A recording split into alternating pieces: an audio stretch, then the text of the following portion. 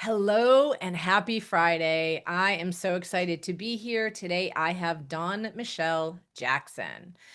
Mindfully integrating 3 decades of nursing experience, Dawn combines her insight with her expertise as an advanced grief recovery method specialist. That is a mouthful, and we will get into that.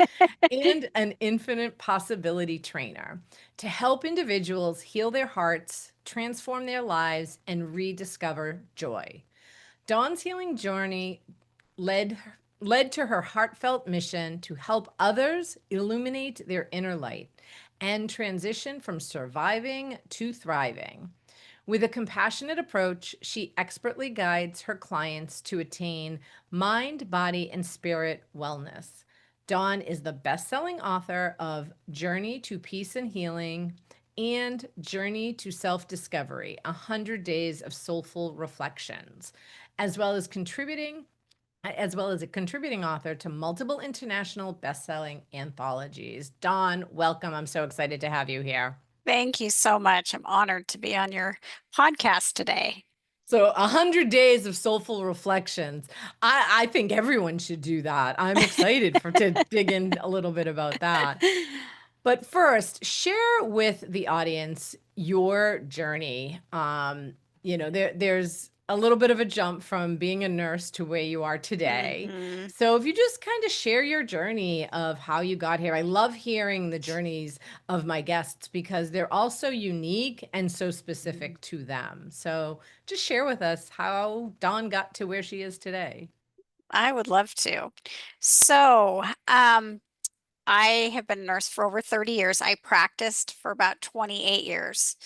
But 10 years ago, I met someone and we ended up doing a certification training through the Grief Recovery Institute. And when I walked into the training, I thought, well, this will be an amazing thing that I can offer to other people. But I didn't see that I had a lot of grief in my own life because at that Mm, point, my definition of grief was related to someone dying. And I hadn't experienced much of that in my life. But after I walked in the room and within the first hour, I realized that I had been carrying so much grief around from other experiences in my life. I grew up with an alcoholic father mm, and in a home with an alcoholic stepfather. Then in my teenage years, I got involved with my first romantic partner, and it became an abusive relationship, mm. verbally and physically. And I felt very stuck in that. By the time I got out, I jumped into a relationship with my to be husband, who was an amazing, wonderful, kind hearted person. But I didn't know how to navigate a healthy relationship because that's not what I'd experienced previously. And so I brought all my baggage into it. I brought all my pain. And sadly, by the age of 30, I found myself divorced. At that point, I saw myself as a victim versus looking at my part in As the, we all do in the beginning, right? I think, right? So often, Exactly. a lot of us do. I don't know that all, but yeah. It's It's easy to, and easier. yes, it is, then to Yeah, take ownership, right? right.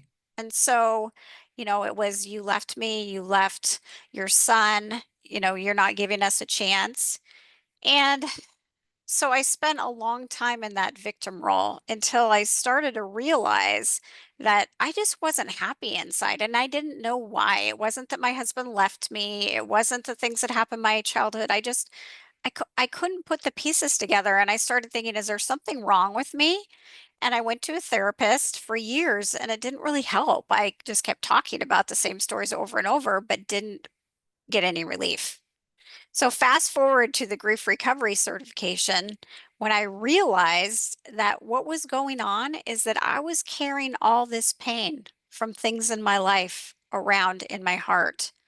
And because I never learned the tools earlier in life to deal with them, I ended up carrying all this pain into my marriage, which ended up in divorce. And then I continued moving forward without any way to heal my heart. And so when I became a specialist, I finally had these tools that helped me process the pain that I'd been carrying around that I had no idea how to navigate. And I had a new lease on life. I found joy again where previously I hadn't experienced that joy. You know, I found myself looking at all the negative things, all the painful things versus, it's like stop and smell the roses. Like I could see the roses again.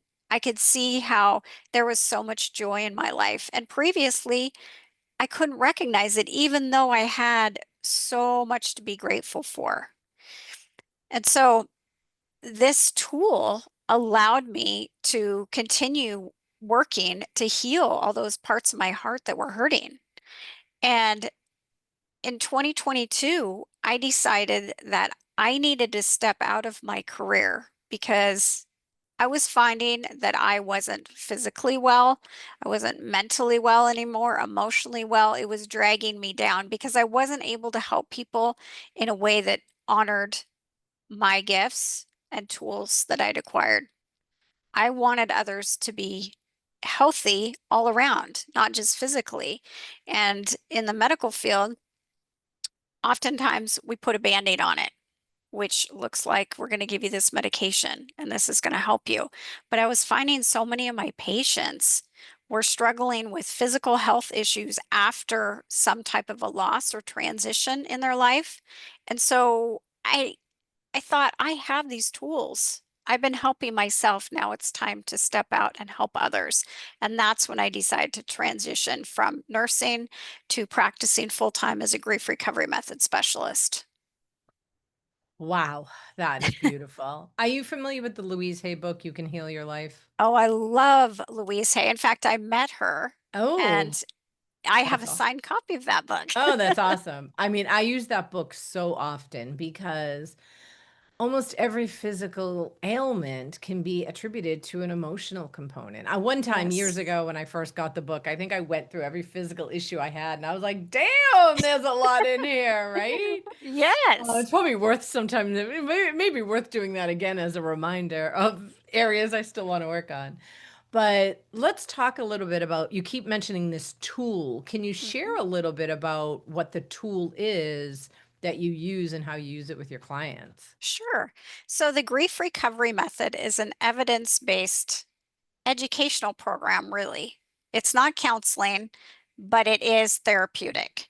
So it's a tool. We take people through a process, a step by step process, and we work either one on one or in groups with them. And it's usually over like about 7 sessions. We build a foundation by talking about different myths and things that we experienced after we were going through some type of a loss or transition. We talk about the intellectual comments that we hear from others. When we've had a loss, there's oftentimes things that people say that shut us down because it hurts our heart even more hearing something like, well, they're in a better place. While that might be Right, true, that doesn't help our heart. right. So we talk about those type of things and then we have them look at their whole life and the different losses that they've experienced. Most of us have never done anything like that, and to look at the whole thing makes a lot of sense when we're struggling. It gives us some insight into why we might feel stuck and unable to move forward. So, after we look at our whole life, then we start looking at particular losses and transitions and start some healing work around that. There's a process that we go through to take them from, feeling like they're stuck and only surviving to actually being able to release some of that pain and feel more free and peaceful again. Nice. That's beautiful. And we don't allow for grief, any No. type of grief in our society. Somebody, a Mhm. close family member dies, you get 3 days, that's it, right? Get back Yes. to your life. My sister is a severe special ed teacher at a private school. Mhm. And almost 22 years ago, she lost her firstborn child, was stillborn. And thankfully, she had, I don't know, 6 months of accrued sick time because they just accrued it, where she Right. could take I think my niece was born in February. My sister went back to work in September, so whatever that math Mhm. is, right? She was able to take time off, but in under normal circumstances, she would have been back to work, right? She Mhm. wasn't a functioning human probably for years, right? Right. And when anything happens, like forget a breakup, right? Like you Mhm. don't get to take time off if you're heartbroken. Mhm. So let's talk about why do you think that is? I mean, I have my own thoughts on that, but why do you think like as a society we don't we don't make grief okay? Well, it is that elephant in the room that nobody wants to talk about. Our culture here in America doesn't like honor and symbolize death like other cultures do, Mhm. right? They go through a whole True. process. Some of them, they grieve for days or weeks, months, and there's a whole We're black for an entire year. Yeah, exactly. There's a whole ceremony for that. Where right. here, we're just taught to move on. Keep busy and you're going to feel better. You know, Grieve alone. Don't, talk to people about it. And that's one of the worst problems because if we aren't emotionally honest, then we can't heal.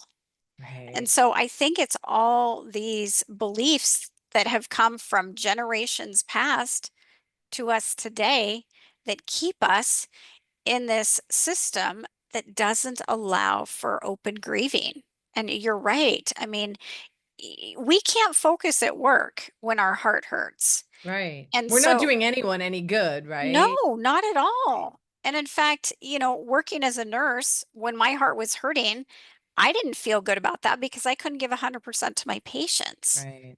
And so, like, after my divorce, it was really hard to continue working. There were no days off because I was getting divorced. Right. I was a single mom and I was just trying to navigate each day The new while my normal. heart was broken. And so, yeah, I think it's how we're raised and then how the past generations are raised. It's just these beliefs that are passed on throughout the years.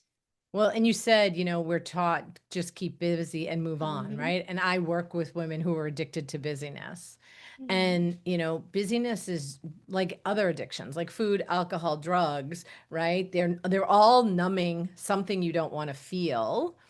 The Correct. difference with busyness is, if you're addicted to food, you're fat. Drugs, you're an addict. Alcohol, you're drunk. Hmm. But busyness, you get atta girls, pats on the back for all that you're doing. Hmm. Oh my God, I can't believe you're doing so much after you've been divorced. You're going through this divorce. Oh my Right. God, Dawn, you're doing amazing. So then it perpetuates the cycle of being busy so that you Hmm. don't, and then you're numbing the feeling part. Correct. And there's this belief also because people tell us this that if you keep busy, it will just take time and you'll feel better. Right. But the problem is that we don't feel better if we don't do anything within that time. It's Within right. yeah. And I think we have to remember grief is not linear.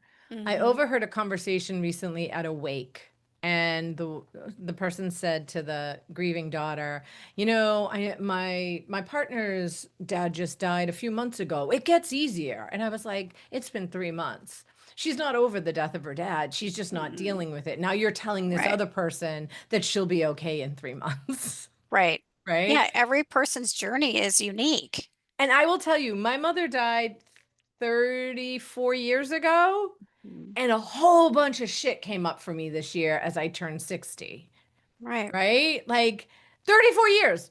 She's been Hmm. gone more than half my life. And grief is not linear, Right. And right? that's so normal. It's like peeling an onion. There's another layer that comes up, Yeah. What when do you you turn think? 60. I'm sorry, I didn't mean to cut you off. Oh, that's okay.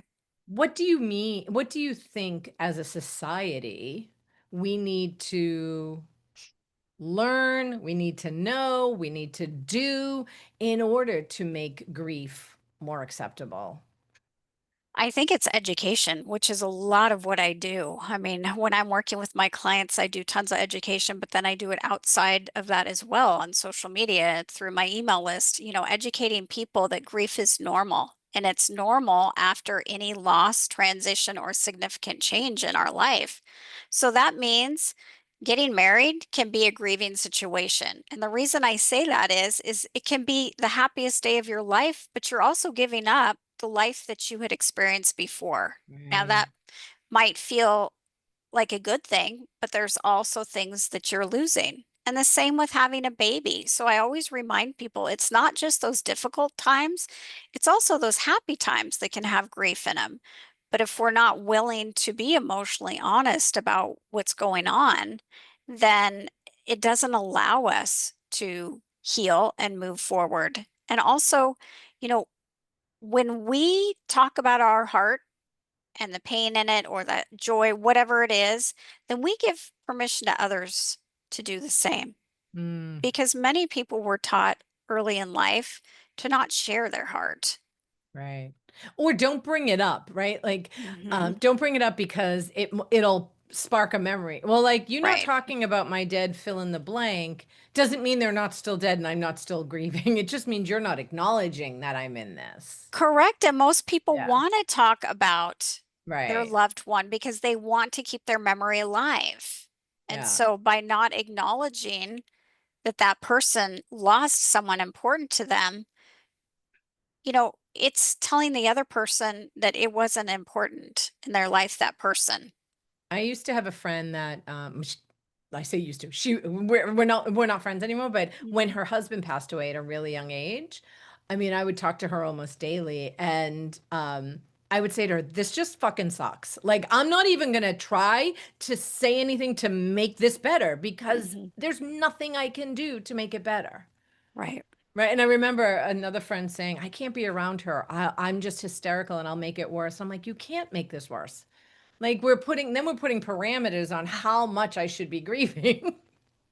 Right. And what people really need when they're grieving is to be heard. They need Right, individuals to hold space. And instead of saying, "Oh, I know how you feel because I experienced such and such right. loss," say, "I can't imagine how you feel."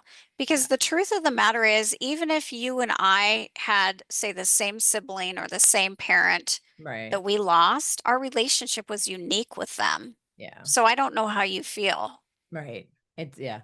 No, that's so true. Um,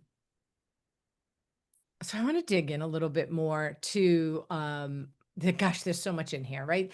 Let's talk a little let's back up a little bit. Let's Okay. talk about the 100 days of soulful reflections. Let's go a little light for a All second. right, we will. So, the reason I wrote that book is because when I was going through my divorce, I really needed inspiration. I needed to feel empowered. I needed to figure out how I could move forward. But sitting down to read a full book when I was hurting and my attention span was Mm, very little was difficult. What helped me was I had these daily readers that I would open up each day to a given page. I didn't go from front to back. I just opened it up, and whatever message I needed was was there. presented for me.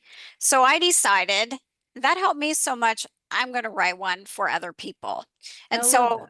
I wrote it over 100 days. Every Ugh, single day in the morning, I got up, wrote a short one-page message with an affirmation at the bottom and decided I'm going to put this out to the world because I think it will help other people just like books helped me when I was going through a rough time. oh, that's beautiful. And where can, listeners find that? On my website or it's on Amazon as Okay, well. perfect. So I had a thought and I think it jumped out and now it's back. So going back to the grief part, Yes. um, what if I don't know what I'm grieving? Right? Because we're all grieving. If you're human, Hmm. if you've had any kind of human experience outside of four walls, right, for Right. your life, there's grief, right? There is. So you said you walked into that, workshop thinking, I don't have a lot of grief Hmm. because I don't have a lot of death, Right. right? I would say I've had a lot of death in my life, but I'm recognizing that there are other areas of my life. I'm like, oh, Hmm. I don't know that the grief of my parents' divorce. I would say as an adult, my parents had an amazing divorce. Hmm. Lately their divorce has been coming up in coaching conversations and therapy. I'm like, oh, there's something in here, right? Because I Right. was 15. I didn't grieve that, right? So I Hmm. wouldn't come to you and say, hey, Don, I need to work on this grief that I have from my parents' divorce, right? Hmm. So how do people even know that they need to work with you if they did also, like you, didn't have a lot of death? Right. So, if people who are feeling stuck, they don't know Mhm. why, they're having difficulty moving forward. Maybe their relationships are not as fulfilling or happy as they would like them to be. Um, like me, they just don't experience that much joy and they can't figure out why. Having difficulty sleeping, not wanting to eat or eating too much, not wanting to interact with others and socialize, or keeping yourself so busy that you don't have time to think. And a big one is because we try and numb ourselves, like you had talked about Mhm. earlier, Yep. using alcohol, using drugs, constantly scrolling social media, shopping addictions, all those things are pointing to something underneath, Sure. something emotionally painful. And so as I work with people and we look at their life, there's so many ahas that come up. Wow, I didn't realize that was really affecting me to the point it is today. I thought I was okay, just like your parents' divorce. And Right. while it might have looked like it was a happy divorce, for you, it was a loss of something that was Right. important in your life. Yeah. And it comes out like, I mean, we're talking 45 years ago, but Mhm. recently that has come up twice in a conversation. I was like, all right, there's something here to look at, right? That's information. Um, Yep, it's those little shadows that are right, lurking and they pop out at different times in our life right. saying, I need you to look at this because this is still hurting you. Yeah. And, I think it's important to go back to it. This is not linear, right? It's Correct. not like, okay, something happened. Here's the 4 steps that are going to help you get onto the other side. All right, go about your life. It's going to be Yeah, like, you have to circle back around because sometimes there are things that we totally forget, right, right, and then it comes up because we have a situation happen in our life, we have a conversation with someone, and it's like, oh, I had forgotten about that. I didn't realize that was causing me so much pain. And so we right. need to circle back around and do some work on that. Yeah. So when you work with someone who feels stuck, maybe they're in survival mode, hmm um, how do you what do you say to them? How do you work with them to help them start to make some shifts from that surviving to thriving? So we really start. I ask a lot of questions. We talk about things that they learned growing up. How did they witness their family dealing with loss and change? We have them look at how they in their life have looked at those things, how they've navigated emotional pain. We have them look at, different behaviors. We call them STIRBs, Okay. short-term energy relieving behaviors. Things like alcohol. There's a reason why the alcohol industry did so well during COVID. And it's because people were scared. They Right. didn't know what was going to happen. And so they picked up, a glass of wine, a bottle of beer, and, numb themselves. So those are the kind of things that we engage in when we're hurting.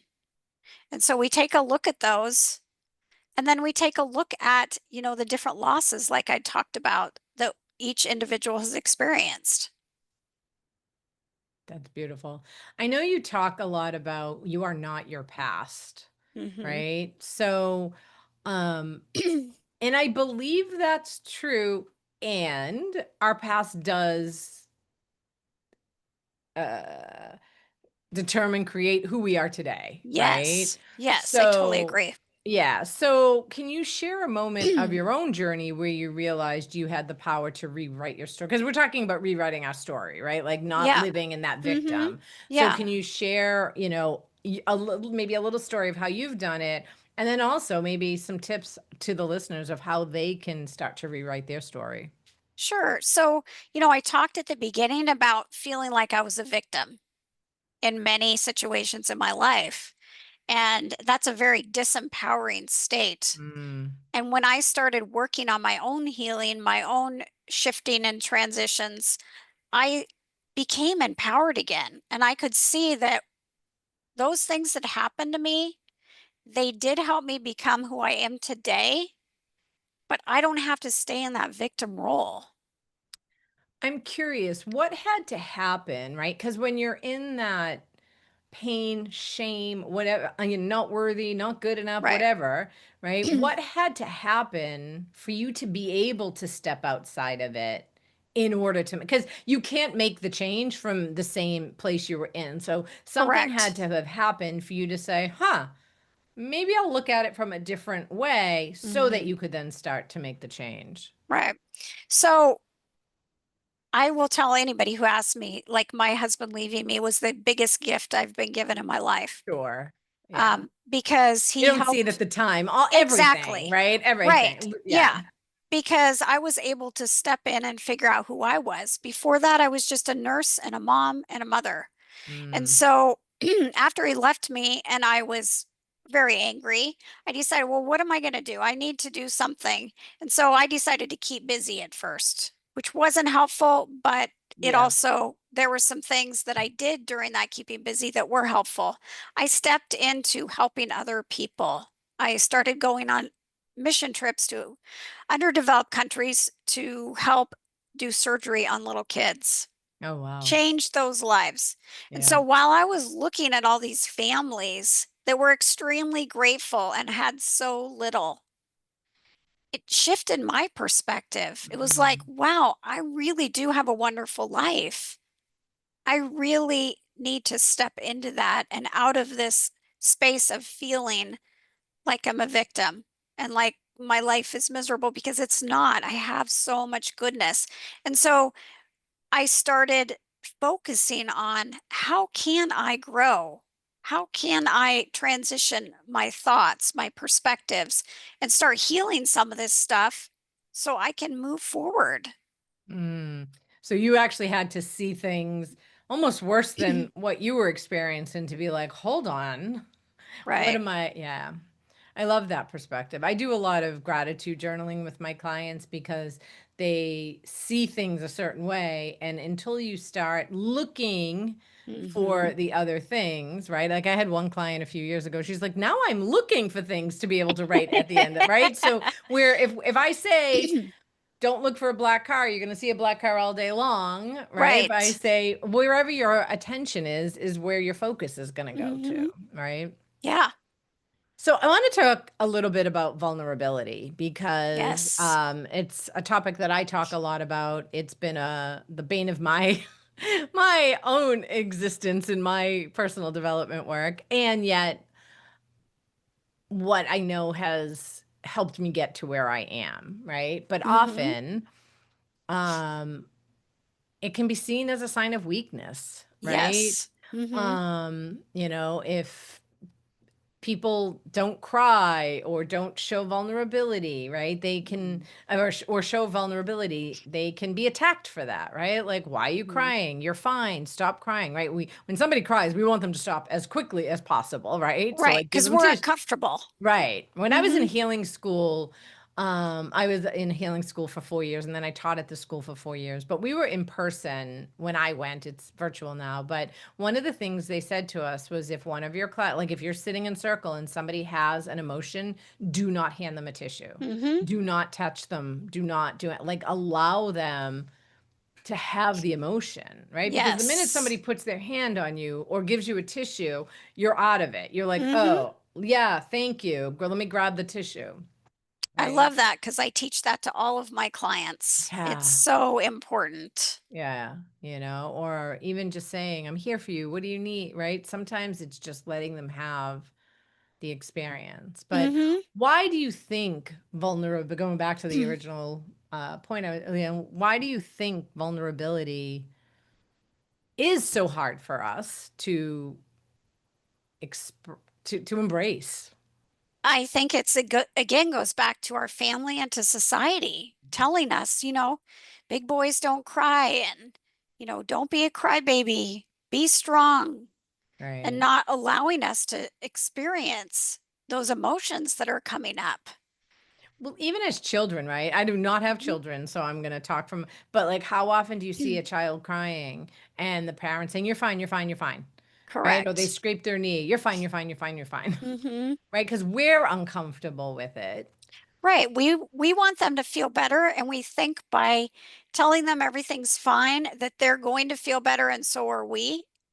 Same thing with, as a kid, oftentimes children will come to their parents and say, I had a bad day at school, so and so pushed me at recess. Oh, well, let's go get an ice cream so you'll feel better. Right.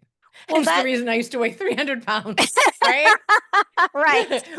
That was really big in my family. We're Oh gonna just stuff gosh. those failings and Mhm. here, eat. Yeah, Right. absolutely, And right? it doesn't do anything. It No, teaches those children that that's what we do when we're hurting. Let's just eat something. right, Or another great one is replacing. So, our family dog or a cat or our fish dies. right, So let's just get another one. right. So we carry on those things throughout life that we learn in childhood. Mm.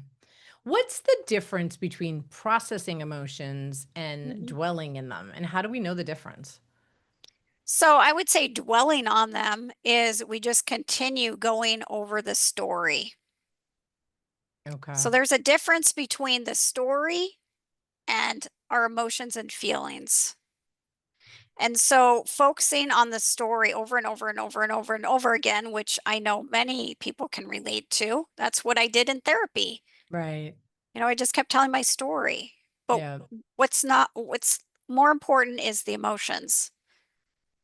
The story is just what happened, but it's how Mm, you feel about what happened. Because think about it this way, you and I could go through the same thing and it might not even affect you. right.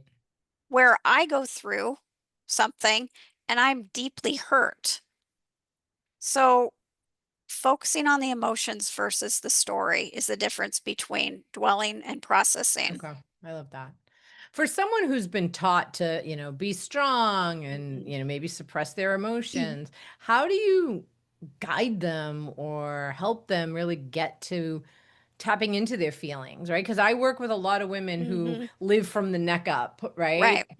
And they don't even know that they have a body. So a lot of the work that we do is somatic, like breathe into that. Where do you feel that in your Mhm. body? Right. Mhm. So how, and, getting, oh, that feels sad. That feels anger, right? I'm angry about that. So how do you help people start to recognize that feelings are okay and Mhm. that they're actually having them? So, some of the things I do are really talking to people about the pause because so many of us women just are overcommitted. Mm, We constantly yep. do, do, do. We're there for everyone and we don't pause. And taking that pause Right. gives us time to settle into what's going on in my heart versus what's going on in my head because that's how they're living is from their head. And for some it feels like a very long distance between the head and the heart. Oh, But the longest distance there is. yeah, exactly, but we need to get them to the heart. And so when Yeah. they start telling me a story, I ask, "How did you feel about that?" Mm, And people are often taken back. They're like, "What?" "Well, I was mad." "Okay, right. but let's talk about why." Right. Because there's always something under the anger. There's a sadness. There's a reminder, "Oh, well, I felt abandoned. I felt like I wasn't cared about." Something like that comes up. Right. And so I just continually refocus and try and get to the emotions with And people. I often encourage my client. It sounds like we touch on similar work. Mine just is not geared towards grief, but a lot of the same stuff comes up. And when they're in that pause, it's Mhm. uncomfortable. It And is. it's the willingness to sit in that discomfort. And I Mhm. think, especially for women, I won't speak for all of them, but I think a lot, I refer to myself as a control freak in recovery, right? And I think a lot of women are. We are in charge of we're juggling so many balls. Right. And we don't allow ourselves to sit and be uncomfortable. Mhm. And we have to learn. For me, I've had to retrain myself that I'm going to be okay on the other side of it. I'm Right. safe in it. Right. Because so often we're like, danger, danger, danger. This Mhm. doesn't feel good. Let me eat something. Let me do something. Let me, whatever, fill in the blank that's going to make me Right. not feel this way. When in fact, if we could just allow ourselves to feel this way, Mhm. it wouldn't be as scary the next time it happens. Correct. And I always recommend, find somebody who can be a listening heart for you, someone who will hold space and they won't judge you, they won't criticize, they won't try and fix your situation or give advice because Yeah. that's what we normally are met with when we start sharing our heart. But someone that will really encourage you to be emotionally honest and just sit with you in that space because sometimes sitting in that space by yourself is very frightening. Yeah. Yeah, that's a good point. Let's talk a little bit about infinite possibilities. Mhm. So, can you talk about what that program is and how you integrate that into the work that you do? So Infinite Possibilities is through Mike Dooley. That's where I took the Oh, okay. certification Yep. training.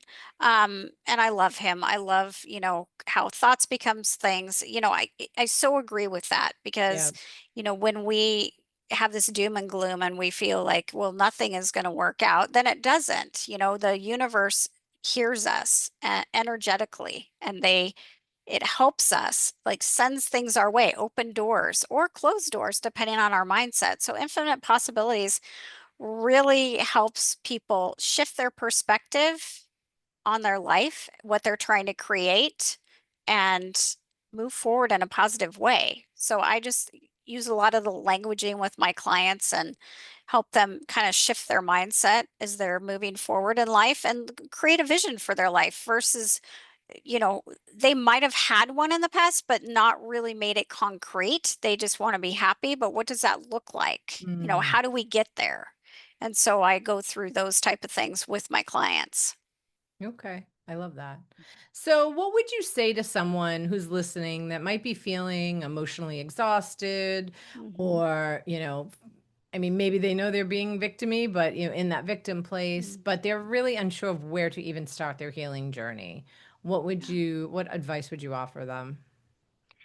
I would offer them that it's really important to honor themselves, Mm, meaning so many of us don't create the space in our schedule for self-care and we're just going, going, going, and we don't even know how to get out of that stuck spot. So pause. Like you said, it is uncomfortable. But I just wrote a blog about this. Am I willing? Am I willing to step in the discomfort to become comfortable again?